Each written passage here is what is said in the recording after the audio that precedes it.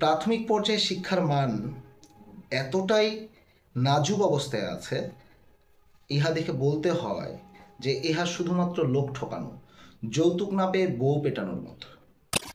যদি কিছু তথ্য আমরা দেখি যে সরকারি একটা সার্ভে মতে পঞ্চম শ্রেণীর গণিতের দক্ষতা তৃতীয় শ্রেণীর উপযোগী না, আবার তৃতীয় শ্রেণীর প্রায় 61% ও পঞ্চম শ্রেণীর 70% শিক্ষার্থীরা গণিতের দক্ষতা অর্জনই করতে পারে। এই একই জরিপে আরেকটি তথ্য উঠে এসেছে যে তৃতীয় শ্রেণীর 51% ও পঞ্চম শ্রেণীর 50% শিক্ষার্থী বাংলায় দুর্বল, তারা বাংলা ঠিকমতো পড়তেও লিখতে পারে না, এবং তাদের যে মান এটা তৃতীয় শ্রেণীরও উপযোগী না। বিশ্ব ব্যাংক একটা জরিপ করেছিল, সেই জরিপে তারা বলেছিল যে প্রাথমিক বিদ্যালয়ে 65% শিশু বাংলা পড়তেই পারে না।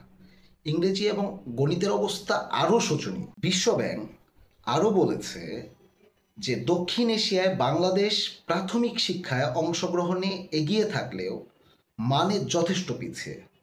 প্রাথমিকে যে 11 বছর বয়সে বাংলাদেশের শিশুরা যা শেখে তা অন্য দেশের শিশুরা 6 বছরে শিখে ফেলে।